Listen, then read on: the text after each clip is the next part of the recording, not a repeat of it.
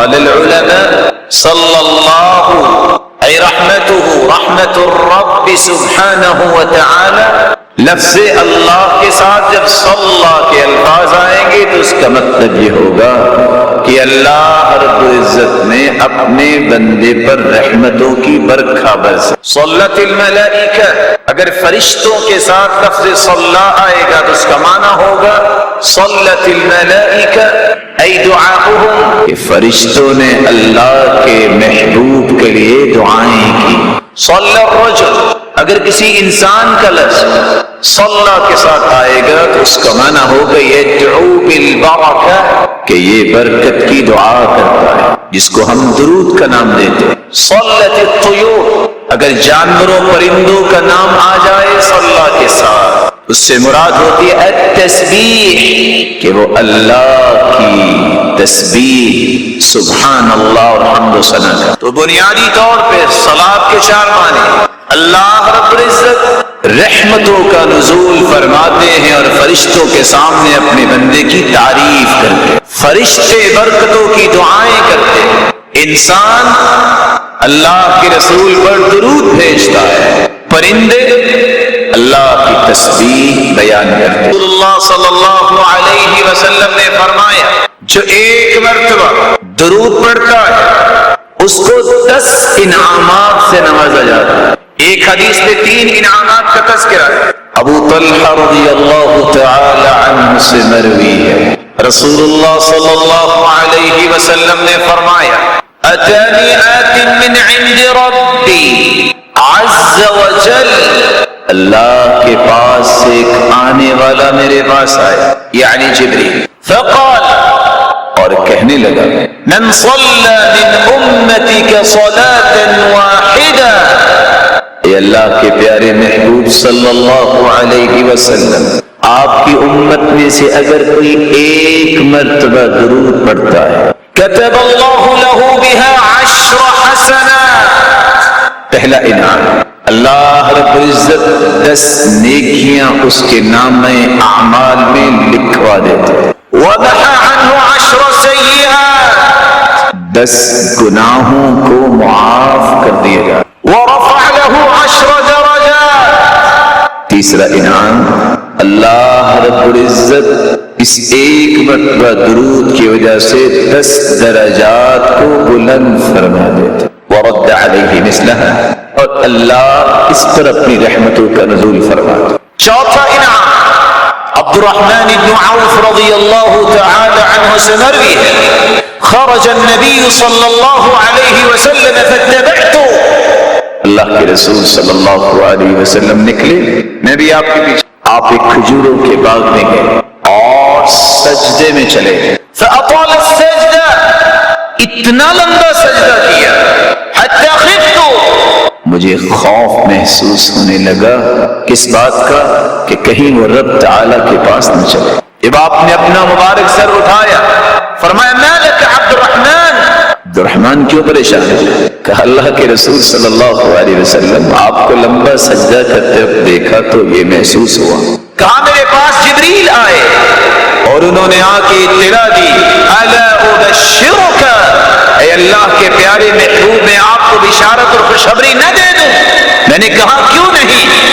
خوشخبری کیا ہے؟ من صلی علیک صلیت علیہ ومن سلم علیک سلمت علیہ فسجدت للہ شکرا، اللہ کی طرف سے پیغام آیا جو تجھ پہ صلاۃ پڑھے گا، درود پڑھے گا، میں اس پہ رحمت نازل کروں گا، جو آپ کو سلام کہے گا اللہ فرماتے ہیں میرے محبوب میں اس پہ سلامتی نازل کروں گا۔ میں نے اسی خوشخبری کو سن کے ہی اللہ کا شکر ادا کرنے کے لیے سجدہ ریزا۔ انس بن مالک رضی اللہ تعالی عنہ روایت کرتے ہیں، 5واں انعام، ما علی الارض من مسلم یصلی علیک مرۃ واحدہ، اے اللہ کے پیارے محبوب روئے زمین پر کوئی ایک مرتبہ آپ پہ درود بھیجے گا، الا صلیت انا وملائکتی علیہ 10، اس میں تو ایک مرتبہ زبان کو حرکت دی، میں اور میرے تمام نورانی فرشتے 2 کام کریں گے، میں 10 مرتبہ اس پہ رحمتوں کا نزول فرماؤں گا اور 10 مرتبہ جتنی بھی نورانی مخلوق ہے اس کی بخشش کی دعائیں گے۔ چھٹا انعام رسول اللہ صلی اللہ علیہ وسلم نے فرمایا جو شخص ایک مرتبہ درود بھیجتا ہے صلی اللہ علیہ وملائکتہ 70 صلاة فلیقل عبد من ذلك او لیکثر۔ ایک مرتبہ درود بھیجنے والا کتنا خوش نصیب ہے، اللہ رب العزت اس پہ 70 مرتبہ رحمتوں کا نزول فرمائے اور خربوں کی تعداد میں فرشتے 70 مرتبہ اس بندہ مومن کی بخشش کی دعائیں کرتے۔ ساتواں انعام جو شخص رسول اللہ صلی اللہ علیہ وسلم پہ درود بھیجتا ہے، عبداللہ ابن مسعود رضی اللہ تعالی عنہ سے روایت ہے، جس نے درود بھیجا اس کا تذکرہ رسول اللہ صلی اللہ علیہ وسلم کے پاس کیا جاتا ہے۔ کیسے کیا جاتا ہے اس کی کیفیت و حقیقت کو رب جانتا ہے۔ ان للہ ملائکۃ سیاحین فی الارض یبلغون من امت السلام، اللہ کے کچھ نورانی فرشتے ہیں جو سرزمین میں چلتے ہیں اور جو بھی درود بھیجتا ہے وہ درود مجھے پہنچانے کی ذمہ داری اللہ نے ان کی لگائی ہے۔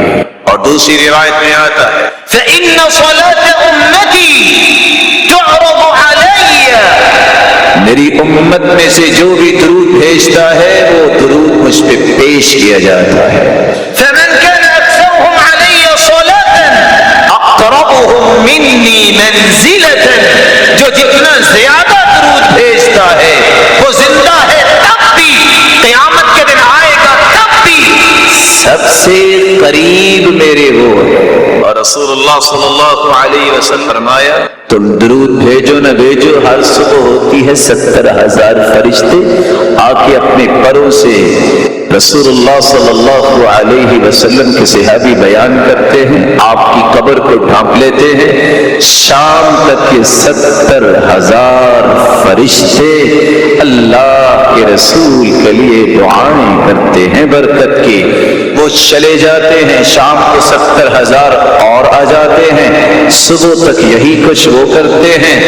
وَإِذَا انشَقَّتِ الْأَرْضُ خَرَجَ، اللہ کے رسول صلی اللہ علیہ وسلم کی قبر مبارک کو قیامت کو کھولا جائے گا، جب آپ نکلیں گے تو 70,000 فرشتوں کے پروٹوکول کے ساتھ تشریف لائیں۔ آٹھواں انعام رسول اللہ صلی اللہ علیہ وسلم کے صحابی ابی بن کعب رضی اللہ عنہ سوال کرتے ہیں یا رسول اللہ صلی اللہ علیہ وسلم میں درود کتنا پڑھوں؟ اگر میں تہائی حصہ درود پڑھوں اور دعا بھی کروں؟ قال فإن زدت فهو خير لك، اگر زیادہ پڑھ لو تو اور اچھا ہے، یہ بھی اچھا ہے۔ قلت فالشطر، آدھا درود پڑھ لو تو؟ قال ما شئت فإن زدت فهو خير لك، جو آپ چاہتے ہو ہاں زیادہ کر لو تو اور بہتر۔ قلت فالثلثين، اگر 2/3 درود پڑھ لوں تو آپ کیا فرمائیں گے؟ قال ما شئت فإن زدت فهو خير لك، میرے صحابی اور پڑھ لو تو اور اچھا ہے۔ کہا اگر میں درود ہی پڑھتا رہوں تو؟ فرمایا پھر 2 خوشخبریاں لے لو، اذن تکفى عنك ويغفر لك ذنبك، جب تم درود ہی پڑھتے رہو گے زندگی کے سارے غم بھی دور ہو جائیں گے اور زندگی میں کیے گئے تمام گناہوں کو بھی اللہ معاف فرما دیں گے۔ رسول اللہ صلی اللہ علیہ وسلم پر درود پڑھنے والا ہر غم سے آزاد ہو جائے، ہر گناہ اس کا معاف کر دیا جائے۔ 9واں انعام رسول اللہ صلی اللہ علیہ وسلم نے فرمایا من صلی علی او سأل لی الوسیلہ ادرکته شفاعتی حقت علیہ شفاعتی یوم القیامہ، جو مجھ پہ ایک مرتبہ درود بھیجتا ہے اور وسیلہ طلب کرتا ہے میرے لیے. وابعث مقاما محمودا الذي وعدته. یہ دعا ہم پڑھتے ہیں. قیامت کا دن ہوگا میں محمد اس کی شفاعت کروں گا. 10واں انعام. رسول اللہ صلی اللہ علیہ وسلم نے فرمایا اول الناس بی یوم القیامہ اکثرهم علی صلاة. قیامت کے دن سب سے قریب میرے وہ ہوگا جو دنیا میں سب سے زیادہ درود پڑھتا رہا. اللہ رب العزت ہمیں اپنے محبوب کی قربت نصیب فرما. تیسرا نقطہ، درود کا معنی اور اس کے ثمرات کے بعد اگر اپنی زبان کو اس نعمت سے محروم رکھا جائے تو نقصان کیا ہوگا؟ پہلا نقصان، البخیل من ذکرت عنده فلم يصل علی. ایک بخل ہے جو مال کا بخیل ہوتا ہے. فرمایا بخیل بڑا وہ ہے جس کے سامنے میرا نام لیا جائے پھر وہ درود نہیں پڑھتا. اور دوسری روایت میں آتا ہے ابخل الناس من ذکرت عنده فلم يصل علی. بخل تو دنیا میں بہت ہے. وأي داء عدوى من البخل. بخل سے بڑھ کر دنیا میں کوئی بیماری نہیں آئی، کوئی مصیبت نہیں آئی، لیکن سب سے بڑا بخیل وہ ہے جس کے سامنے محمد الرسول اللہ صلی اللہ علیہ وسلم کا اسم مبارک آئے اور اس کی زبان خاموش رہے، وہ درود نہ پڑھے. دوسرا نقصان، رسول اللہ صلی اللہ علیہ وسلم نے فرمایا ما جلس قوم مجلسا لا يذكر الله فيه ولم يصلوا على نبيهم إلا كان مجلسهم عليهم ترة يوم القيامة. زندگی گزارتے وقت جب بھی وہ کسی مجلس میں بیٹھے انسان، کسی بھی مجلس میں بیٹھنے والا اگر اس مجلس میں اللہ کا ذکر اور رسول اللہ صلی اللہ علیہ وسلم پر درود نہیں بھیجتا، یہ مجلس قیامت کے دن ان کے لیے حسرت و وبال بن جائے. تیسرا نقصان، رسول اللہ صلی اللہ علیہ وسلم نے فرمایا، صحابی روایت کرتے ہیں کل دعاء محجوب حتى يصلى على محمد صلی اللہ علیہ وسلم. کائنات کے اندر کوئی شخص بھی دعا کرتا ہے، وہ دعا اللہ رب العزت قبول ہی نہیں کرتے جب تک اس دعا میں درود نہ پڑھا جائے. اور دوسری روایت کے الفاظ ان الدعاء موقوف بین السماء والارض حتى تصلي على نبيك. جب تم دعا کرتے ہو تو جب تک تم درود نہیں پڑھتے وہ دعا زمین و آسمان کے درمیان رکی رہتی ہے. درود پڑھو گے تو یہ اللہ کے پاس جائے گی، شرف قبولیت سے نوازی جائے گی، ورنہ یہ دعا اللہ کے ہاں قبول ہوگی. چوتھا نقصان، اللہ تعالیٰ کا یہ قانون ہے جب کوئی شخص طبی موت مرتا ہے اللہ ایمان کی حالت میں ہمیں اپنے پاس بلائے. انسان کی روح کا اخراج اس کے نوز سے ہوتا ہے. آپ نے شاید کبھی ملاحظہ کیا کہ میت کے ناک میں کچھ معمولی سا خم رائٹ کے لیفٹ ہوتا ہے، اس کو بولتے ہیں مات حتف انفی، یہ طبی موت مرا ہے. لیکن بعض لکھنے والے لکھتے ہیں کہ اگر کوئی ایکسیڈنٹ ہو یا انسیڈنٹ جس میں اس کی موت واقع ہوئی تو پھر جو زخم پڑا ہوتا ہے اس زخم سے اس کی جان نکلتی. حدیث کہتی ہے رغم انف رجل ذکرت عنده فلم يصلي علی. چوتھا نقصان یہ ہے جو اللہ کے رسول صلی اللہ علیہ وسلم کے اسم مبارک کو سننے کے بعد درود نہیں پڑھتا، اس کو طبی موت آئے لیکن وہ زمین پہ اپنا ناک بھی رگڑے، اس کی جان نہ نکلے، اس پہ موت کی سختیاں وارد ہو. پانچواں نقصان، رسول اللہ صلی اللہ علیہ وسلم نے صحابہ کو سمجھایا من ذکرت عنده فخطی الصلاة علی خاطئ طریق الجنہ. جس کے پاس رسول اللہ صلی اللہ علیہ وسلم کا اسم مبارک بولا گیا، اس نے سنا اور وہ درود نہیں پڑھتا، وہ درود کی بات نہیں، اصل میں وہ جنت کا راستہ بھول گیا۔ چھٹا نقصان، من ينس الصلاة علی خطئ ابواب الجنہ، جو اللہ کے رسول پہ درود نہیں پڑھتا وہ تو جنت کے دروازوں کو بھول گیا۔ اور ساتواں بہت بڑا نقصان، رسول اللہ صلی اللہ علیہ وسلم ممبر پر تشریف لائے، پہلی سیڑھی پہ چڑھے، آپ نے کہا آمین، دوسری سیڑھی پہ چڑھے، آپ نے کہا آمین، تیسری سیڑھی پہ چڑھے اور آپ نے کہا آمین۔ صحابہ کرام نے سوال کیا، یا رسول اللہ صلی اللہ علیہ وسلم، آپ نے یہ آمین کہا اور پہلی مرتبہ ہم نے دیکھا، کہا جبریل امین آئے تھے، جب میں پہلی سیڑھی پہ چڑھا تو انہوں نے کہا تھا جس شخص کی زندگی میں رمضان آ جائے اور پھر وہ اللہ سے اپنے گناہوں کی معافی مانگ کے اپنے آپ کو جہنم سے آزاد نہیں کر لیتا، اللہ کو راضی نہیں کر لیتا، وہ جہنم میں گہرا گر جائے۔ آمین جبریل نے بھی کہی اور کہا آپ بھی آمین کہو، میں نے بھی آمین کہہ دی۔ دوسری مرتبہ اس نے کہا جس کی زندگی میں اس کے والدین زندہ ہوں، ایک یا دو، اور ان کی خدمت کر کے جنت میں نہیں چلا جاتا، وہ جہنم میں گہرا چلا جائے۔ جبریل نے بھی آمین کہی اور مجھے کہا کہ آپ بھی آمین کہیں، میں نے بھی آمین کہی۔ تیسری مرتبہ جبریل نے کہا جس شخص کے پاس آپ کا نام نامی اسم گرامی آ جائے اور پھر وہ درود نہ پڑھے تو ایسا شخص بھی جہنم میں گہرا گر جائے۔ جبریل نے بھی آمین کہی اور مجھے بھی کہا آمین کہو، میں نے بھی آمین کہہ دی۔ جو شخص درود نہیں پڑھتا، رسول اللہ صلی اللہ علیہ وسلم کے فرمان کی روشنی میں اس کو کہاں جانا؟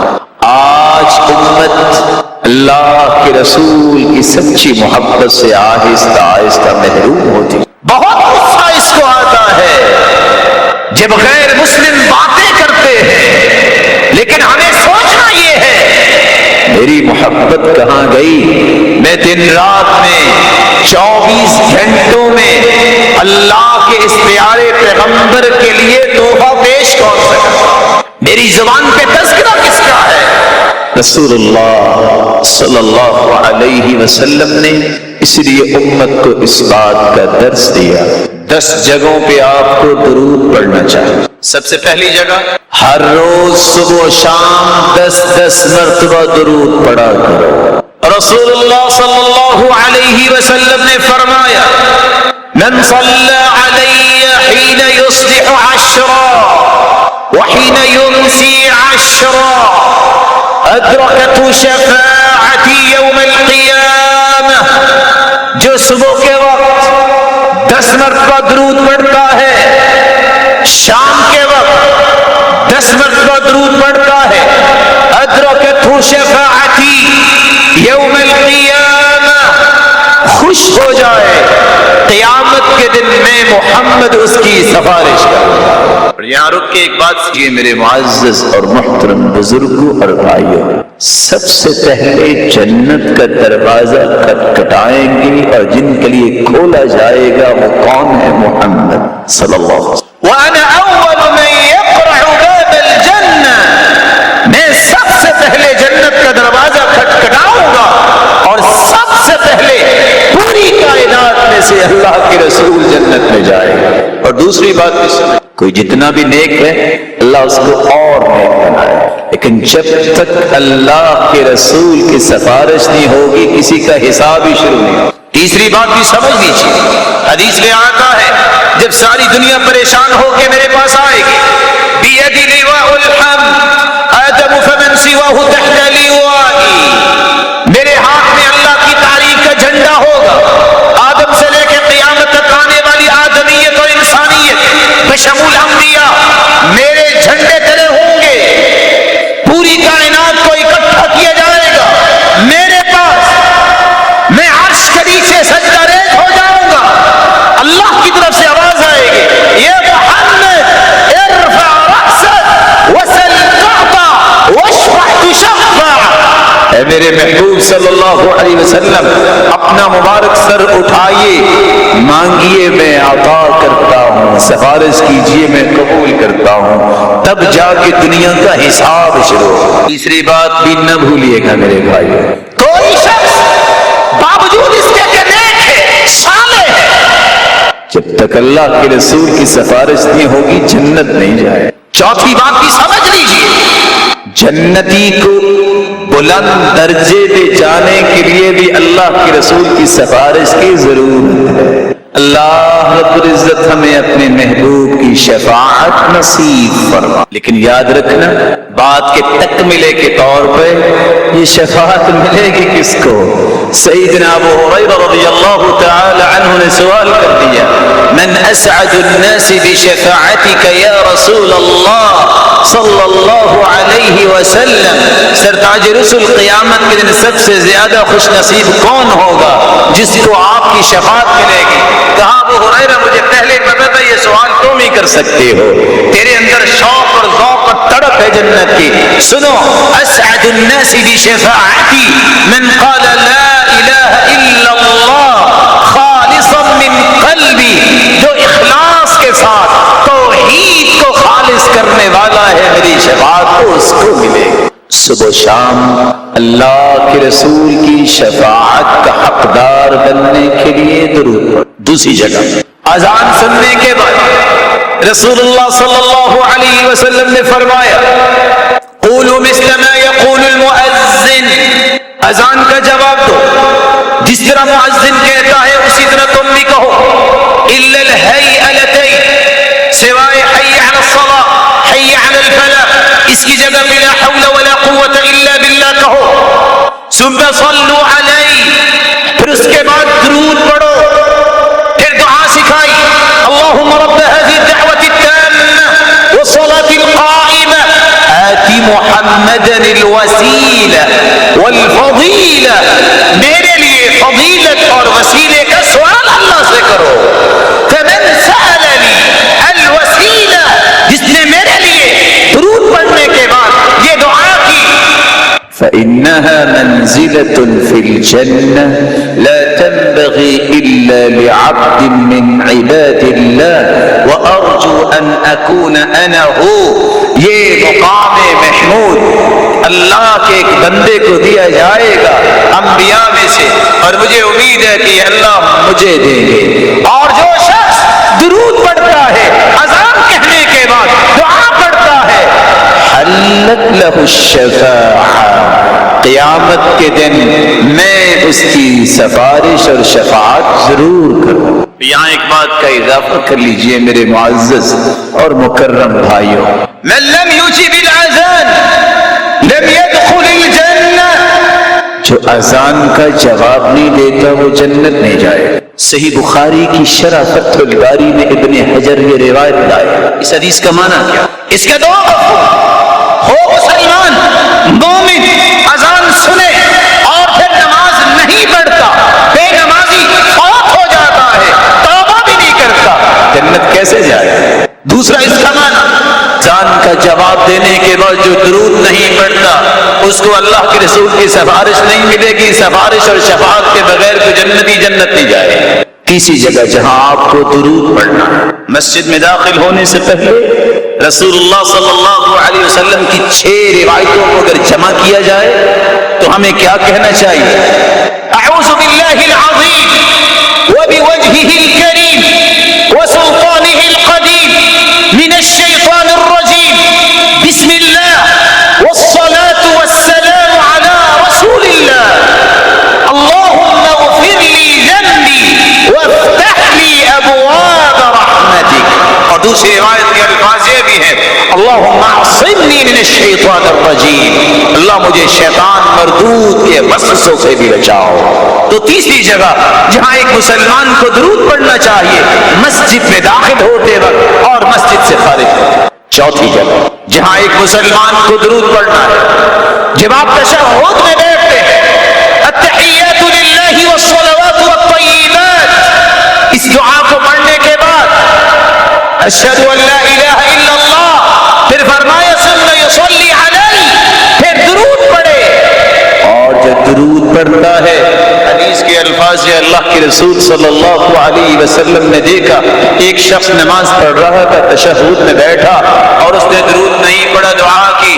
فرمایا عجل ھذا، اس نے تو جلد بازی کی ہے۔ ایک دوسرے کو دیکھا وہ درود پڑھ رہا تھا، آپ نے فرمایا تم نے اللہ کی تعریف بھی کی اور ساتھ اس کے محبوب پہ درود بھیجا، مانگو جو مانگتے ہو، اب تیری دعاؤں کو اللہ قبول فرمائیں گے۔ درود پڑھنے کی 5ویں جگہ رسول اللہ صلی اللہ علیہ وسلم کا فرمان ہے، جمعے کے دن کثرت سے درود پڑھا کرو۔ فَأَكْثِرُ الصَّلَاةَ عَلَيَّ فِيهِ، یہ جمعے کا دن ایک مبارک دن ہے۔ کیسا مبارک دن؟ اس دن خلق آدم کو جمعے کے دن پیدا کیا، وَفِيهِ قُبِض، اور جمعے کے دن ہی وہ اللہ کے پاس چلے گئے، وَفِيهِ الصَّعْقَ وَفِيهِ النَّفْخَ وَفِيهِ الصَّعْقَ، اور قیامت کے دن ہی، اور قیامت کے دن بھی جمعے کا دن ہوگا، یعنی جمعے کے دن ہی قیامت آئے گی۔ فَأَكْثِرُ الصَّلَاةَ فِيهِ عَلَيَّ، جمعے کے دن کثرت سے تم درود پڑھا کرو۔ یا رسول اللہ صلی اللہ علیہ وسلم، اللہ کے رسول ہم درود پڑھیں گے، آپ تو اگر اللہ کے پاس چلے گئے تو آپ کو کیسے پہنچے گا؟ رسول صلی اللہ علیہ وسلم نے فرمایا ان اللہ حرم علی الارض ان تأکل اجساد الانبیاء، اللہ نے زمین پہ حرام قرار دے دیا ہے کہ زمین انبیاء کے اجساد مبارک کو نقصان نہیں دے۔ اللہ اپنے انبیاء کی حفاظت کرتا، اس لیے نیک لوگ کیا کی، وہ کہا کرتے تھے عصر کے بعد کوئی شخص ہمیں ملنے نہ آئے۔ آپ کے لیے تو مشکل ہو جائے اگر آپ کو کہہ دیا، وہ کہتے تھے عصر کے بعد ملنے نہ۔ سبب کیا ہے؟ کیونکہ حدیث میں آتا ہے جمعے کے دن ایک ایسی مبارک گھڑی ہے جو مانگو اللہ عطا کر دیتے، اور اس گھڑی کے بارے میں 2 روایتیں، خطبہ شروع ہو الی ان تقضى الصلاۃ، خطبے کے شروع سے لے کے نماز ختم ہونے تک یہ گھڑی ہے، اور دوسری روایت میں آتا ہے من بعد صلاۃ العصر الی ان تغرب الشمس، عصر کی نماز سے لے کے جب تک سورج غروب نہیں ہو جاتا، اتنا مبارک وقت ہے کہ جو بھی دعا کرو گے اللہ قبول فرماتے۔ تو وہ کیا کیا کرتے؟ عصر کے بعد دروازہ بند کرتے، یا دعا کرتے یا درود پڑھتے۔ مبارک گھڑی ہے قبولیت کی اور درود کا حکم ہے، ان 2 کاموں کے لیے اپنے وقت کو خاص کرتے۔ یہ محبت ہے، یہ عقیدت ہے، یہی اصل محبت اور وفاداری ہے کہ جو اللہ کے رسول سے سچا محبت کرنے کا دعویٰ کرتا ہے اس کو کثرت سے درود پڑھنا چاہیے۔ کتنی باتیں جاگ رہے، کتنی باتیں، میں نے تو 5 بیان کی ہیں، 6 کیسے؟ رسول اللہ صلی اللہ علیہ وسلم نے فرمایا صبح و شام درود پڑھو، اذان کا جواب دے کے درود پڑھو، مسجد میں داخل ہوتے وقت تشہد میں درود پڑھو، جمعے کے دن درود پڑھو۔ 6ٹھی جگہ نماز جنازہ کے اندر درود۔ صحابی کہتے ہیں السنہ فی صلاۃ الجنازہ ان یکبر ثم یقرأ بفاتحة الكتاب بعد التکبیرۃ الاولى ثم یصلی علی النبی صلی اللہ علیہ وسلم۔ جنازے کا طریقہ یہ ہے اللہ اکبر کہیے، پھر سورۃ الفاتحہ پڑھیے، اس کے بعد دوسری تکبیر کے بعد اللہ کے رسول پہ درود بھیجیے۔ ساتھ جہاں انسان کو درود پڑھنا چاہیے، ابو حلیمہ بیان کرتے ہیں كان معاذ رضی اللہ تعالی عنہ يصلي على النبي صلی اللہ علیہ وسلم في القنوت، آپ قنوت کرتے ہیں، قنوت نازلہ، قنوت وتر، قنوت میں معاذ رضی اللہ تعالی عنہ درود پڑھا کرتے تھے تاکہ دعا جو ہو رہی ہے وہ دعا اللہ کے ہاں شرف قبولیت سے نہ۔ 8ویں جگہ جب بھی اللہ کے رسول صلی اللہ علیہ وسلم کا اسم مبارک آئے آپ کی زبان پہ درود جاری ہو جانا۔ رسول اللہ صلی اللہ علیہ وسلم کا فرمان آپ نے سنا البخیل من ذکرت عنده فلم يصلي علی، سب سے بڑا بخیل وہ ہے جس کے سامنے میرا نام لیا جائے اور پھر وہ درود نہیں پڑھتا۔ 9ویں جگہ جب بھی دعا کرو درود ضرور پڑھا کرو، ان الدعاء موقوف بین السماء والارض حتی تصلی علی نبی، جب تک درود نہیں پڑھتے دعا زمین و آسمان کے درمیان موقوف رہتی ہے، رکی رہتی ہے، اللہ کے ہاں پہنچتی نہیں، قبول کیا ہو رہی ہے۔ 10ویں جگہ مجلس کی سعادت اور خوش نصیبی یہ ہے کہ اللہ کی تعریف کیے بغیر اور رسول اللہ صلی اللہ علیہ وسلم پر درود بھیجے بغیر اس مجلس کو برخاست نہ کرو. ما جلس قوم مجلسا لم يذكر الله فيه ولم يصلوا على نبيهم إلا كان مجلسهم عليهم يوم القيامة ترة عليهم يوم القيامة. جس مجلس میں لوگ بیٹھتے ہیں اگر اللہ کی تعریف نہیں کرتے, اللہ کے رسول پہ درود نہیں بھیجتے, مجلس قیامت کے دن ان کے لیے حسرت جائے. میری اللہ رب العزت سے دعا ہے, اللہ رب العزت ہمیں اپنے محبوب کی سچی محبت نصیب فرمائے. اور سچا محب وہ ہوتا ہے جو آپ کے اسم مبارک کو سننے کے بعد درود پڑھتا ہے, اور کثرت سے درود پڑھنا اپنا ایک امتیازی وصف بنا لیتا ہے, اور آپ کی ہر بات کو اپنی زندگی میں اتارنے والا بن جاتا ہے. وآخر دعوانا ان الحمد للہ رب العالمین. الحمد للہ علی احسانہ والشکر له على توفیقہ وامتنانہ, وأشهد أن لا إله إلا الله وحده لا شريك له تعظيما لشانه, وأن محمدا عبده ورسوله الداعي إلى رضوانه. أما بعد فأعوذ بالله من الشيطان فإنه عدو للإنسان. لائق ست تکریم سعادت مند ہے وہ شخص جو ایک مرتبہ درود پڑھے, 10 نیکیوں کا مستحق, 10 گناہوں کی ضمانت, 10 درجات کی بلندی.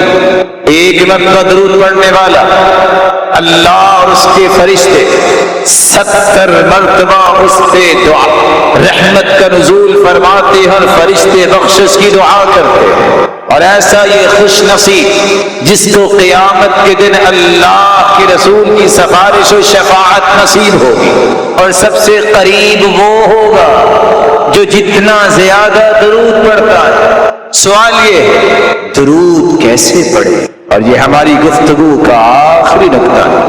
رسول اللہ صلی اللہ علیہ وسلم کے فرامین کی روشنی میں آپ درود کس طرح پڑھے؟ سب سے پہلا طریقہ صلی اللہ علیہ وسلم, سنن ابی داؤد کی روایت. دوسرا طریقہ آپ درود کیسے پڑھے؟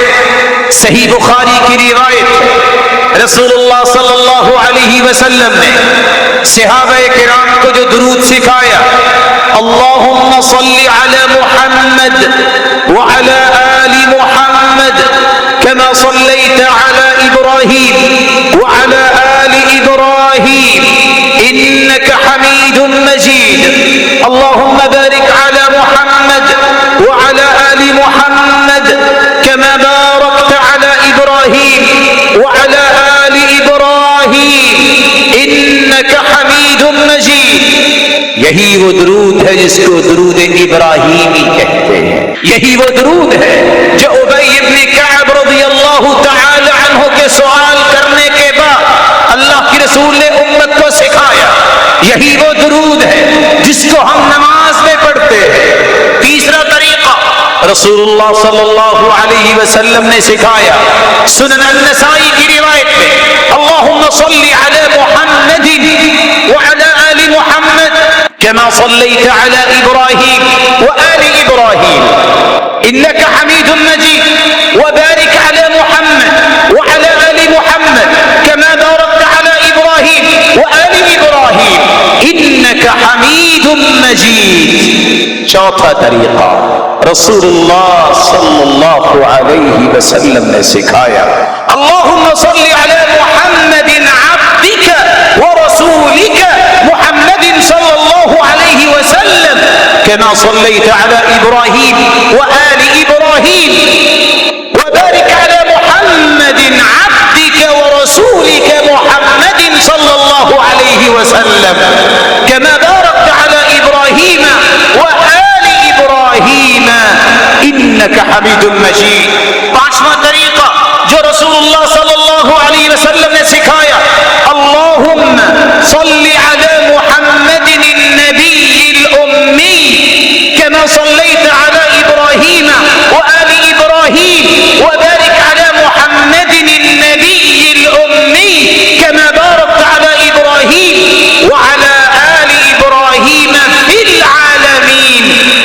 انک حمید مجید۔ چھٹا طریقہ جو رسول اللہ صلی اللہ علیہ وسلم نے فرمایا، اللہم صلی علی محمد وعلى آل محمد وبارك على محمد وعلى آل محمد كما صليت وباركت على إبراهيم وآل إبراهيم إنك حميد مجيد۔ ساتواں طریقہ جو رسول اللہ صلی اللہ علیہ وسلم نے سکھایا، اللہم صلی علی محمد وعلى آل محمد وعلى أزواجه وذريته كما صليت على إبراهيم وعلى آل إبراهيم وبارك على محمد وعلى أزواجه وذريته كما باركت على إبراهيم وعلى آل إبراهيم إنك حميد مجيد۔ آٹھواں طریقہ جو رسول اللہ صلی اللہ علیہ وسلم سے ثابت ہے کہ آپ درود اس طرح بھی پڑھ سکتے ہیں، اللہم صلی علی محمد وعلى أهل بيته وعلى أزواجه وذريته كما صليت على إبراهيم وعلى آل إبراهيم وبارك على محمد وعلى أهل بيته وأزواجه وذريته كما باركت على إبراهيم وعلى آل إبراهيم إنك حميد مجيد۔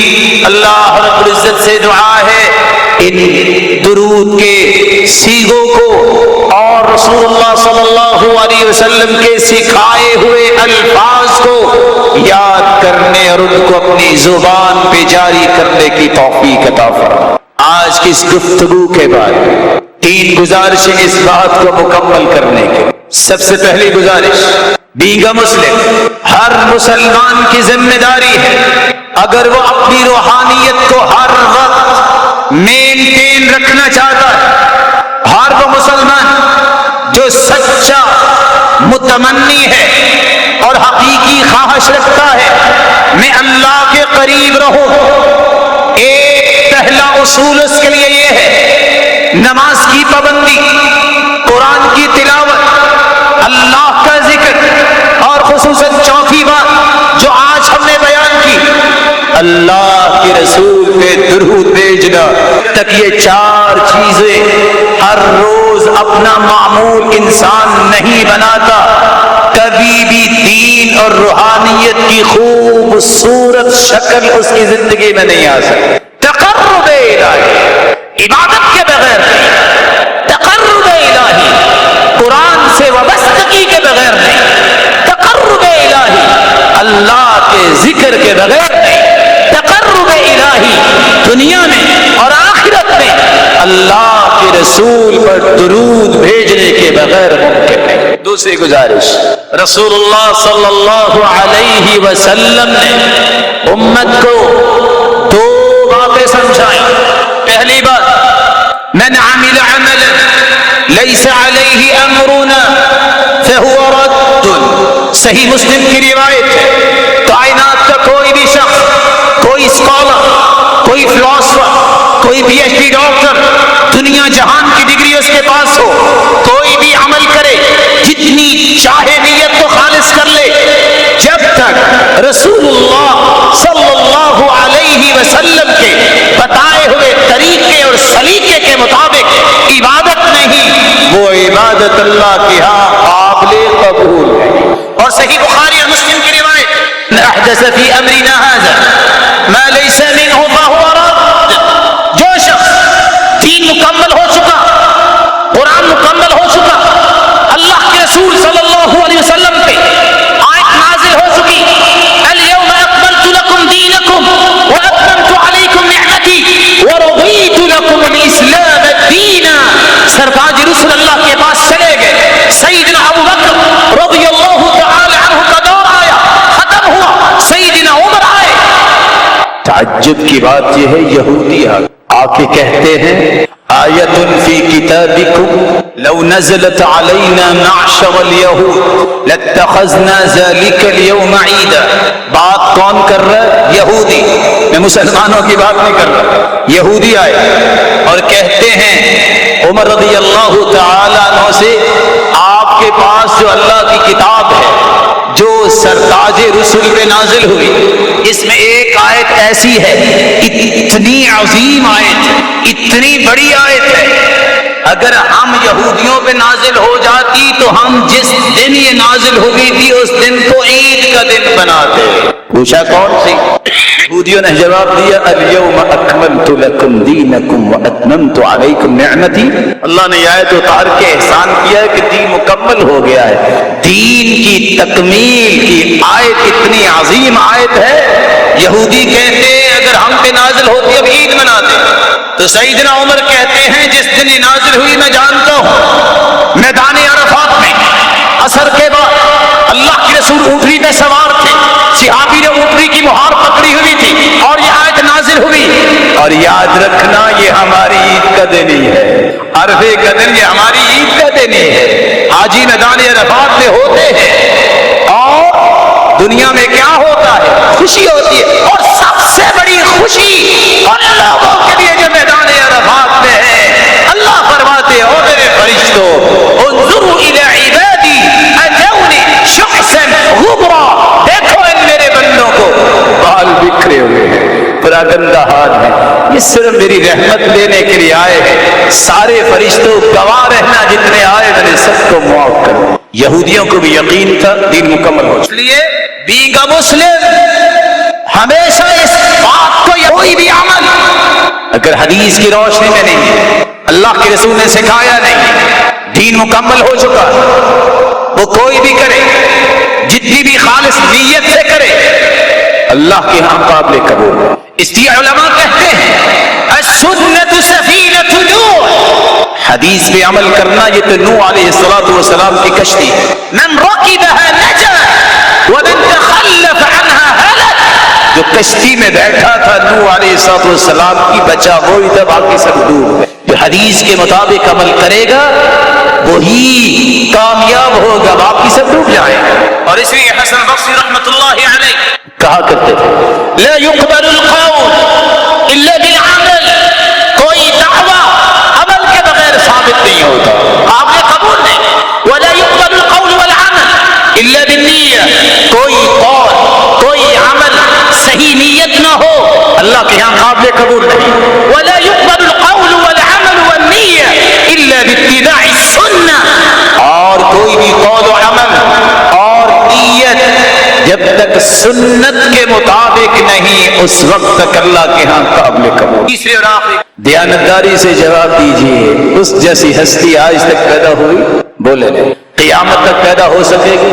وہ ہستی ذات کے اعتبار سے بھی بے مثال، وہ اپنی ہر بات کے اعتبار سے بھی بے مثال، وہ ہستی اپنی ذات کے اعتبار سے بھی بے مثال، اس کا طریقہ اور اس کا سکھایا ہوا سلیقہ بھی کائنات میں بے مثال. اس لیے وہ الفاظ جو رسول اللہ صلی اللہ علیہ وسلم نے سکھائے، نہ ان جیسے الفاظ پوری دنیا جمع ہو کے بنا سکتی ہے، نہ اس کا مقابلہ کر سکتی. اس لیے اس درود کو رواج دیجیے جس کا تذکرہ حدیث میں آیا، جس کا تذکرہ صحابہ نے کیا، جو اللہ کے رسول نے سکھایا. کہیں اپنی قابلیت، کہیں اپنی رائے، کہیں اپنے تجربے، اس کو دین کا لبادہ اڑا کے دین میں شامل نہ کر دینا. من احدث فی امرنا ھذا ما لیس منہ فہو رد. شریعت مکمل ہو گئی. حجۃ الوداع کے موقع پہ آخری حج میں اللہ کے رسول صلی اللہ علیہ وسلم کے ساتھ 1,44,000 صحابہ موجود تھے. آپ نے گواہ بنایا اللہم اشہد فانی قد بلغت، اللہ میرے مالک تو بھی گواہ رہنا جتنا دین تو نے مجھے سکھایا میں نے دنیا کو سکھا دیا. اگر تو سکھائے ہوئے دین میں کوئی لفظ آ جائے ضرور پڑھے، اگر سکھائے ہوئے دین کا حصہ نہیں وہ دین نہیں۔ اللہ رب العزت مجھے اور آپ کو سچی محبت سے نوازے۔ الہ العالمین ہمیں کثرت سے درود پڑھنے کی توفیق عطا فرما اور قیامت کے دن اپنے محبوب کی رفاقت نصیب فرما۔ الہ العالمین اپنے دیدار کا مستحق بنا۔ وآخر دعوانا الحمدللہ رب العالمین۔